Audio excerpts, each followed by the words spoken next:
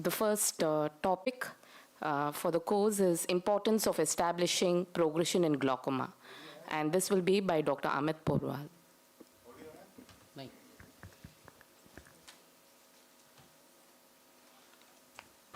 So, good afternoon, everybody, and thank you, the whole team. Ankur is not well, so our chief instructor is not coming, and Dr. Swasini is going to take over of this whole IC.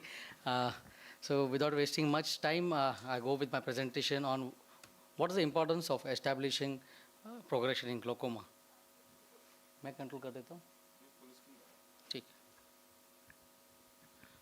So, progression is a rule in glaucoma than an exception.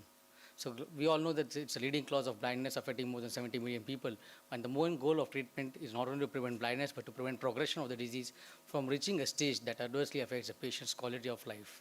So this is very, very important. It is not, it is a progressive disease, and we have to take into account the patient's quality of life. So why checking progression is important? The questions arising in one's mind once the diagnosis is made is whether to initiate treatment or to observe, whether to add, alter, stop the ongoing treatment, or when to have the surgical intervention. So the answer lies in determining the progression, and that's where progression is very, very important. It is closely associated with the quality of life, the daily activities like reading, driving, the mobility of the patient. These patients are more prone in advanced glaucoma for loss of balance, the risk of fall is high. They want to do their professional and personal tasks independently. So we have to target our treatment based on these daily activities of the patients. So targeting treatment related to these activities makes sense. So how do you define progression? It is defined as worsening of the structural and or functional defects. So this is very important, and or. It is essential to assess both the structure and function to detect progression. And how do we detect? We detect it with the OCT and the visual fields. It is generally accepted that its optic disc changes precede the visual field damage, but the trials like OHTS and EGPS have shown that structural and functional damage seldom overlap, and visual field changes may precede the optic disc damage. I'm not going to go into detail of the visual field checking progression on visual fields or the OCT, because my subsequent co-instructors are going to talk about it. So how do we define progression according to the AMGT trial? It says that there should be a significant change from the baseline on at least 3 visual field location on 3 consecutive visual fields. So visual field testing is usually the standard automated parameter, which remains the gold standard for measuring glaucoma progression, and OCT is also being utilized with the qualitative and quantitative analysis to assess the rate of the structural change. So there are 2 approaches whenever you use these 2 equipments. You have the event analysis and the trend analysis. And what is event analysis? It compares the baseline measurements to the future follow-up measurements to define whether that measurement is significantly worse or no to the previous one. Trend analysis, it uses the serial measurements to determine the rate of progression. So what is more important for us is to determine the rate of progression so that our treatment can be targeted, which I'm going to talk in my subsequent slides. So the risk factors which we have to take into consideration is the visual field status, the optic disc appearance, the IOP level of the patient, and again the adherence to and persistence with the prescribed therapy, what is the medical, family and social history, and the constancy of these factors over the extended period of follow-ups. So rate of progression is not only important to determine the progression in glaucoma, but it is critical to estimate the rate of progression to determine how aggressively we have to treat the patient. So rate of progression plays a very important role when you want to report progression. So the most treated eyes do not progress at rates that lead to future visual impairment. But there is a proportion of patients which do progress, and we have to take care of that by measuring or checking for progression. And how do we check for progression? Which I have already mentioned. There are something called as fast rate of progression, which are generally problematic. But this lower rate of progression also can be problematic if it is especially seen in young patients, and particularly in a young patient who is diagnosed with a late disease. So in this patient, even the slow progression is going to be very important. So when to initiate an escalative therapy is based on the individualized progression rate-based treatment targets, the age and the life expectancy of the patient, the associated risk factors like severity of the disease and the visual-related quality of life. So what is fast progression? Basically, a fast progression according to the literature search is when you have a mean deviation rate of minus 1.5 to minus 2 decibels per year, and an OCT RNFL thinning rate is around 0.76 to 1.5 microns per year. So this is the visual field loss and disability. You can see that the rate of progression, as the rate of progression is more, then you can see the slope is going down, which is in red. So visual field deterioration rates in glaucoma patient, and depending on the rate of progression, the steepness of the slope, a patient may become blind or visually impaired during his or her lifetime.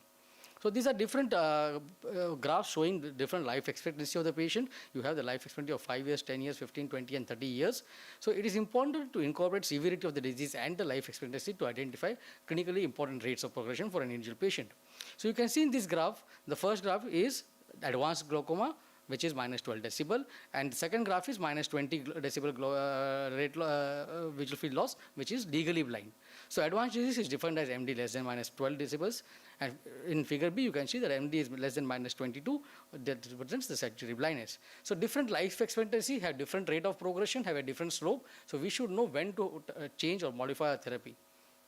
So according to the EMGT trial, it is the magnitude of the initial IOP reduction that was a major influencing factor.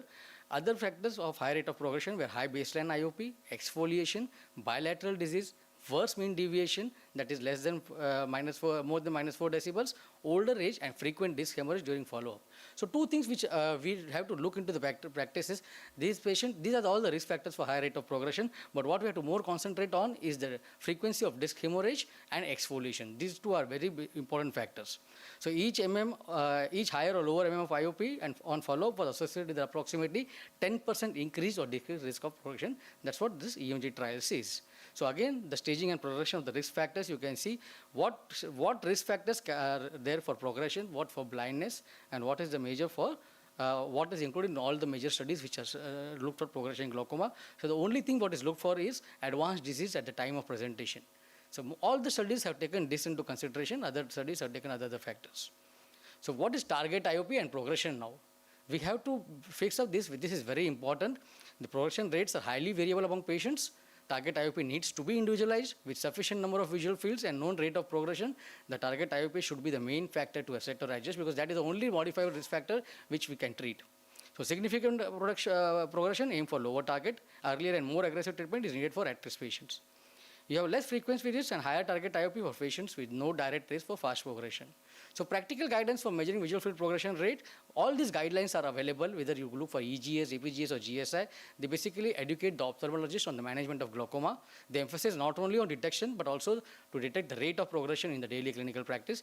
What is recommended is every 4 months, a visual field has to be performed for the 2 years, or at least twice a year for the next 3 years. So basically we need 6 visual fields in a period of 2 years or 3 years to look for the progression. So an estimate of progression can therefore be exploited to the patient's life expectancy, and management can then be changed if the patient is at risk of disability. So estimating a patient's initial rate of progression is very necessary. Individualized treatment approach should be taken, and when the risk of becoming visually impaired or blind during the lifetime is high, and earlier and more aggressive IOP lowering therapy should be initiated. So what are the challenges in dealing progression? First, there is detection. Second is determination of the rate of progression, and finally is the adjustment of the treatment tailored to the individual rate of progression. What are the other challenges? There is non-adherence and poor compliance to treatment. You might feel that IOP is, we have given the therapy, patient is saying that he's compliant, but he might be non-adherent and poor compliant. There's lack of patient understanding of this disease condition. A younger patient is more dynamic and he doesn't give a damn about his health. Male gender, high frequency of dosing, and low frequency of follow-up visits. So the goal of treatment, as I told you, is to maintain the patient's visual function and related quality of life at a sustainable cost in terms of inconvenience, side effects, and financial implications. Again, one more thing which we need to introspect. Even when progression is detected, clinicians do not assess the rate of progression. Why they don't assess? The importance of progression, the talk was because of this. We as a clinician, we don't look for the progression because of lack of expertise, because of lack of sufficient data, or we are so busy that we don't have time to look for the progression. And also there's a great discrepancy between what the practice pattern guidelines recommend and what is really followed by the practitioners. So these were a lot of literature search I did, and this is what the conclusion of what the study is. So what is commonly being followed among all our specialists? The clinical judgment is followed to look for progression.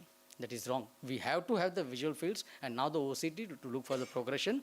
What usually the clinician does is he compares the grayscale, he compares the decibel sensitivity values, global indices, total of apparent deviation plots, and of course the series of visual fields which the patient carries. But no, that's not the way to look for progression. There are progression analyses on these machines, and we should analyze this on the machine and try to find out what is the rate of progression which is going to decide everything. So this approach, what I mentioned about earlier, was subjective. It relies on clinicians' knowledge, experience, and results in variable assessments, even among glaucoma specialists.